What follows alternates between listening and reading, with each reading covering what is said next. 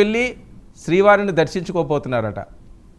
మరొక వైపు పూజలు అవి నిర్వహించమని ఇప్పటికే దిశానిర్దేశం చేసినట్టున్నారు మీ క్యాడర్కి.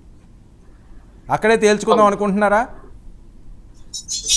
ఖచ్చితంగా అండి. ఇప్పుడు తిరుమల వెంకటేశ్వర స్వామి మీద కొందరికే పేటెంట్ హక్కులు, కొందరికే హక్కులు లేవు కదా. మిగిలిన వాళ్ళని ఎవరు రావద్దని చెప్పి వెంకన్న స్వామి ఏం చెప్పలేదు కదా. సో ఖచ్చితంగా జగన్మోహన్ రెడ్డి గారు అక్కడికి వెళ్తారు. జగన్మోహన్ రెడ్డి గారు వెళ్ళి అందరికి కూడా చాలా క్లారిఫికేషన్స్ ఆ రోజున ఇక్కడ ఇచ్చారు చాలా మందికి ఆయన. అలాగే అక్కడ కూడా ఏం చేయాలనేది చెప్తారు. అసలు ఇక్కడ మనం గమనిస్తా ఉంటే ఏదైతే రాజకీయంగా ఎవరు ఏదైతే చేయకూడదో కొన్ని కోట్ల మంది, దాదాపు 100 కోట్ల పైగా ఉండే హిందువుల మనోభావాలు దెబ్బతిన్న ఈ తరుణంలో ఖచ్చితంగా అసలు నెయ్యి కల్తీలో ఏముంది, నిజంగా కల్తీ జరిగిందా లేదా, జరిగితే ఎవరి హయాంలో జరిగింది, దానికి శిక్షార్హులు ఎవరు, ఖచ్చితంగా విచారణలో రావాల్సిందే బయటికి. చంద్రబాబు నాయుడు సిట్ అంటే సిట్టు, స్టాండ్ అంటే స్టాండ్ వేసుకునే నాయకులు పోలీసులు కాకుండా ఒక నిబద్ధత కలిగినటువంటి జ్యుడిషియల్ కమిషన్ కానివ్వండి, లేక కేంద్ర ప్రభుత్వ ఏజెన్సీ నుంచి కానీ వేయమని చెప్పి మేము అడుగుతున్నాం. చంద్రబాబు నాయుడు గారి అనుంగ మిత్రులైనటువంటి బీజేపీ సుబ్రహ్మణ్య స్వామి గారు అడుగుతున్నారు, కాంగ్రెస్ పార్టీ అడుగుతుంది, కమ్యూనిస్టులు ఒకప్పుడు చంద్రబాబు నాయుడు గారిని నిన్నటి వరకు కూడా ఎలక్షన్ ముందు వరకు కూడా భుజాన్ని వేసుకొని పయనించినటువంటి కమ్యూనిస్టులు అడుగుతా ఉన్నారు. సో ఖచ్చితంగా దీన్ని చేయాలి. ఇకపోతే మీరు ఇందాక చూపించినట్టు లోకేష్ గారు చెప్తా ఉన్నారు, బల్క్ లో అదే మార్కెట్ రేట్ ఇంత ఎక్స్ ఉంటే ఎక్స్ మైనస్ వైకే ఎందుకు దొరుకుతుందని.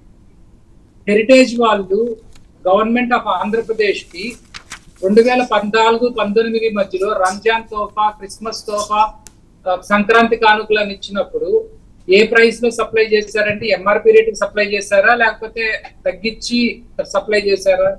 సో ఇక్కడ ఎలా అంటే ఒక మార్కెటింగ్ కంపెనీకి, ఒక సేల్స్ కంపెనీకి ఫిక్స్డ్ కాస్ట్ అనేది ఒకటి ఉంటుంది. ఆ ఫిక్స్డ్ కాస్ట్ ఏంటంటే సేదరెడ్డి గారు, ఇది ఏంటంటే గత 10 రోజుల నుంచి వేద పండితుల దగ్గర ఇక్కడ ఇష్యూ ఏంటంటే జగన్మోహన్ రెడ్డి గారు తిరుమల వెళ్ళడం, మరి తిరుమల వెళుతున్న జగన్మోహన్ రెడ్డి గారు డిక్లరేషన్ ఇస్తారా?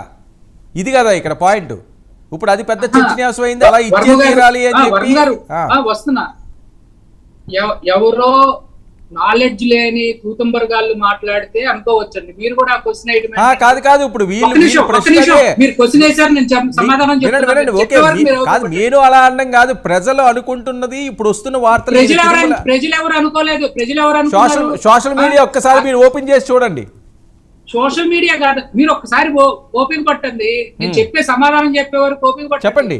ఎవడో తూతంబరగాడో ఒకడు వచ్చి ప్రెస్ మీట్ లో మాట్లాడితే దాన్ని పట్టుకుని సోషల్ మీడియా మాట్లాడుతూ ఉంది. యాజ్ పర్ తిరుమల దేవస్థానం ఉన్నటువంటి రూల్స్ అండ్ రెగ్యులేషన్స్ ప్రకారం ప్రతిసారి అన్యమతస్తులు వెళ్ళి డిక్లరేషన్ ఇవ్వాలా? ఒక్కసారి ఇస్తే సరిపోతుందా? ఓకే. సో ఇక్కడ చాలా చాలా విచిత్రంగా మాట్లాడే వాళ్ళకి ఏంటంటే ఏదో ఒక కాంట్రవర్సీ లేపటం, దాన్ని 10 రోజులు గడపటం. ఇవాళకి 7 నుంచి 8 రోజులు అవుతా ఉంది. ఇంకొక 4-5 రోజులు దీన్ని బాగా నాంచేసి కొత్త టాపిక్ ఎత్తుకుంటాం. సో గత 120 రోజుల నుంచి మనం గమనిస్తా ఉంటే ప్రతి 10-12 రోజులకు కొత్త టాపిక్ వస్తా ఉంది. ఆల్రెడీ ఇవాళ కొత్త టాపిక్ ఒకటి రైజ్ చేసేసారు. ఇది ఇది పదవుల పంపకంలో సరిగ్గా లేదు అని చెప్పి నిన్న ఆల్రెడీ డిబేట్లు స్టార్ట్ అయినాయి. సో ఇవాళ కొద్దిగా సైడ్ లైన్ అయిపోతా ఉంది. సిట్ వేసేసాం కదా, ఎంక్వైరీ రిపోర్ట్లు వస్తాయి కదా అని తెలుగుదేశం పెద్ద నాయకులందరూ మాట్లాడుతూ ఉన్నారు. మేము అదే చెప్తా ఉన్నాం, సిట్ అంటే సిట్, స్టాండ్ అంటే స్టాండ్ వేసే నాయకులు కాకుండా చంద్రబాబు నాయుడు గారి కమిషన్ రిపోర్ట్లు ఎలా వస్తాయో మనకు తెలుసు.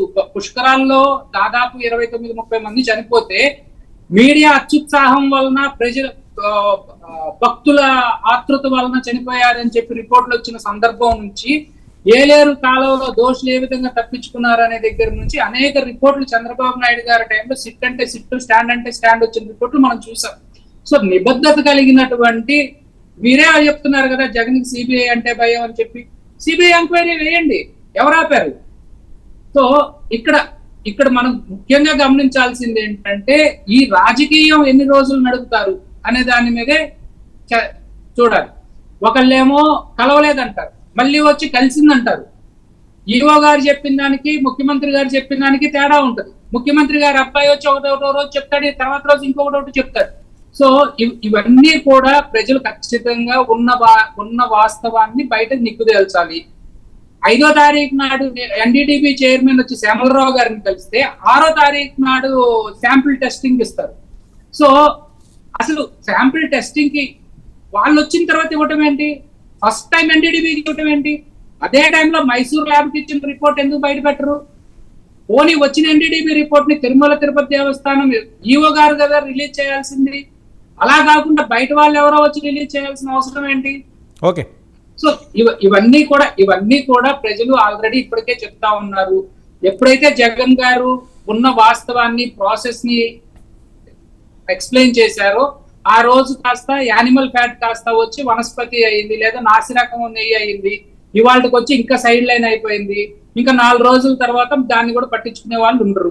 Okay okay right. Kodali Nani గారు అవనియండి, పేర్ని నాని గారు, అలాగే వంశీ గారు చాలా రోజుల తర్వాత మీడియా ముందుకు వచ్చారు. పేర్ని గారు అప్పుడప్పుడు కనిపించారు కానీ వీళ్ళిద్దరూ కనిపించలేదు. అమెరికా ఒకరు వెళ్ళిపోయారు, ఆఫ్రికా ఒకరు వెళ్ళిపోయారు. ఏవో జబ్బులు ఇవి ఏవని ఏదో ఇష్టం వచ్చినట్టుగా ప్రచారం అయింది. కానీ త్రిమూర్తుల్లా వాళ్ళ ముగ్గురు ఒకే ఫ్రేమ్లో ఈరోజు దర్శనం ఇచ్చారు. వాళ్ళు ఏం మాట్లాడారో పవన్ కళ్యాణ్ గారు అవనియండి, లేకపోతే ఇప్పుడు జరుగుతున్న అంశాల మీద చాలా రోజుల తర్వాత వాళ్ళ వాయిస్ బయటకు వచ్చింది కాబట్టి ఒకసారి విందాం. ప్లీజ్ ప్లే చేయండి. వెంకటేశ్వర స్వామి